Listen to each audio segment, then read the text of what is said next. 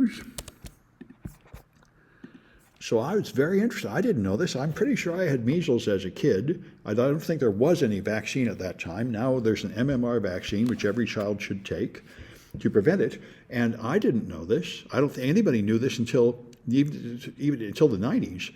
Measles attacks your immune system.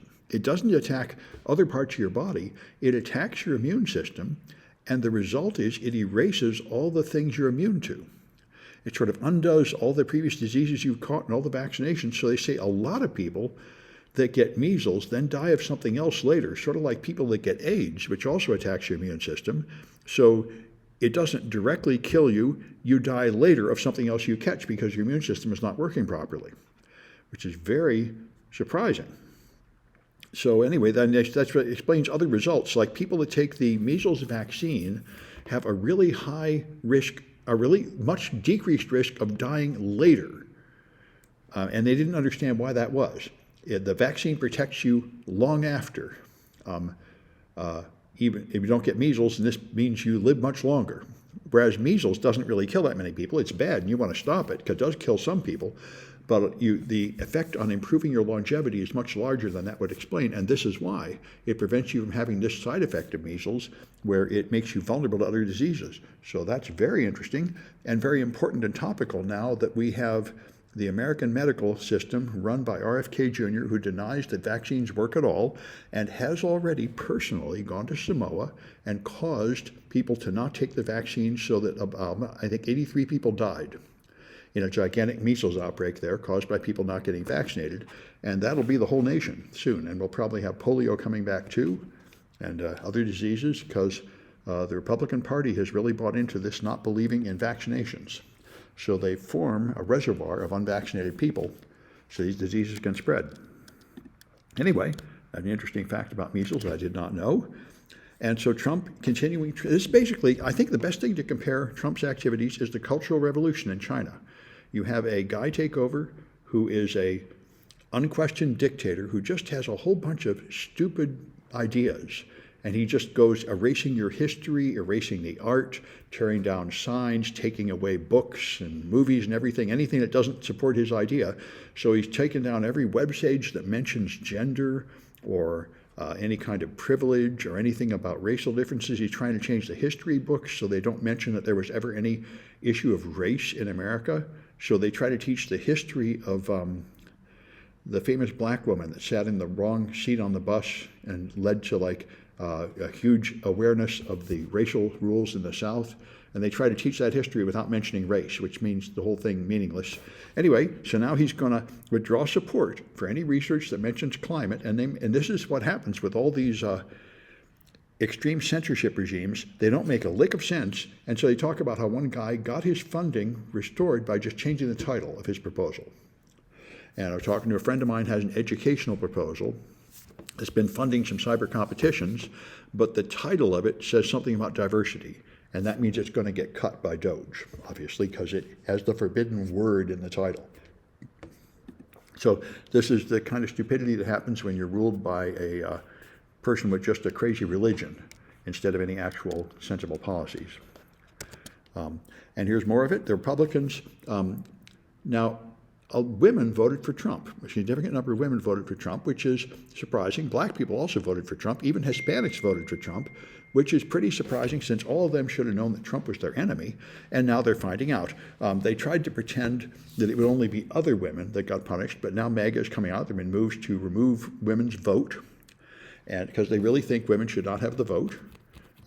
And they think women should be at home, they shouldn't be traveling, they shouldn't be owning property, all that stuff. They basically like to turn us into like the Taliban, where the women are just possessions of the men, and they have to get a man's permission to do anything. That's what they want.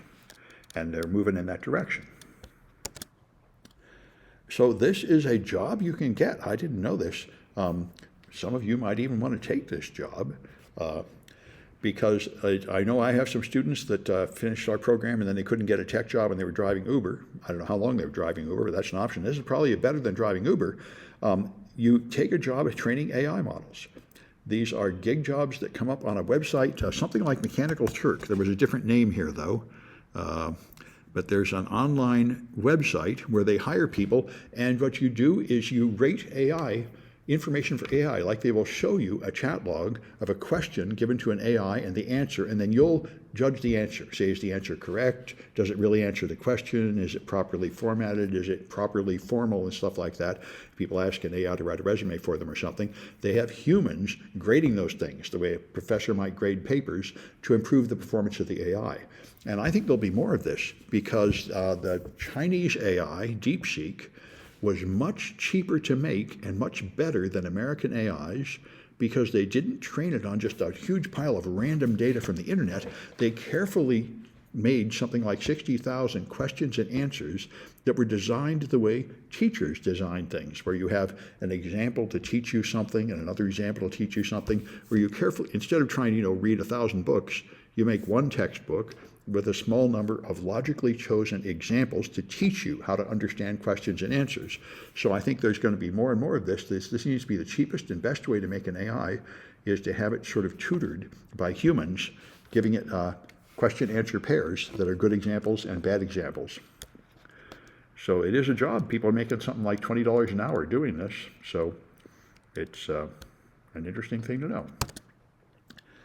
So this was an amazing story. This guy was walking around through the city when he walked by an apartment building, and he missed his bus and had to wait for the next bus, so he had time to look at it and saw that it's something called Mesh by Viscount. And so he just went online to see, how does this work? And it turns out that it just has a control page to control the entry system at this apartment complex. There's just a web page on the internet to control it, and he found that it just has a default name and password, and he found if you just Google for it, there are hundreds of them available on the internet, and a lot of them have just the default name and password. So you can just log in, and once you get in, then you can see every resident, apartment number, phone number. You can see a log of all the times they went through, so you can learn what time they come home, when they're out, just all sorts of stuff you really shouldn't be able to see. And this is, of course, a big issue.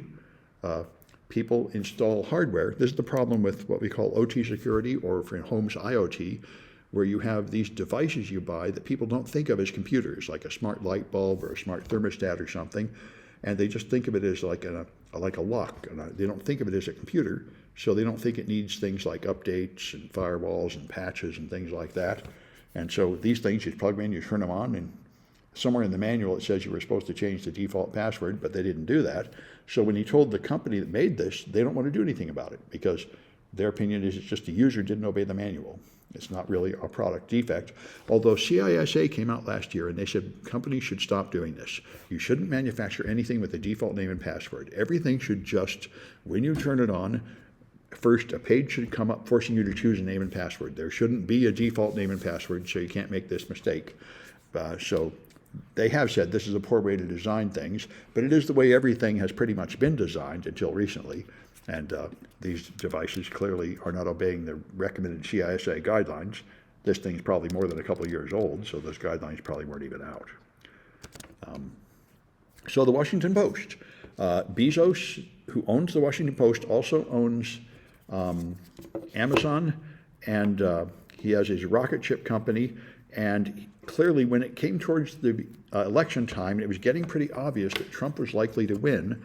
He intervened at the Washington. He had been proudly saying that he did not control the editorial policies of the Washington Post. It was not just an organ of his personal beliefs, but it was a real newspaper that he was running as like a contribution to American democracy or something with this slogan, "Democracy dies in darkness." But then he stepped in and said, nope, you can't recommend that people vote for Kamala. We're not going to let you make an endorsement, although they wanted to. And that was the first big step indicating that he is going to limit it, and now he's going to limit it more. He's now said that we're from now on, all the statements in the Washington Post are going to have to follow these rules. They need to support and defend two pillars, personal liberties and free markets.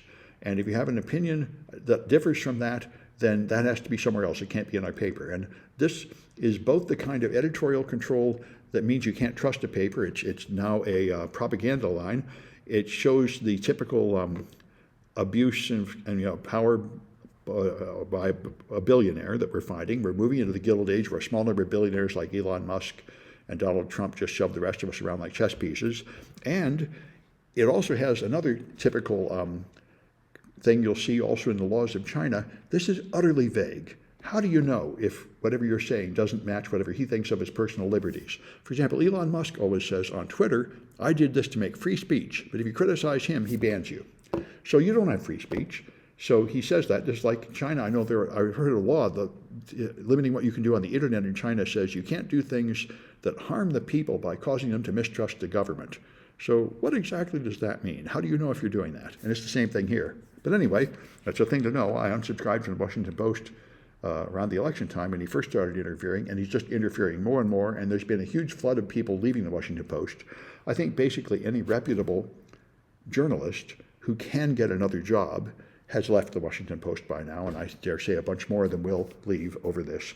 They're just turning into an imitation of Fox News or something where they just, and I wouldn't want to be associated with them, just like I heard a podcaster talking about whether people would want to work for the Trump administration or for Doge, and I wouldn't work for either of them either. I wouldn't want to have anything wouldn't want to be associated with them.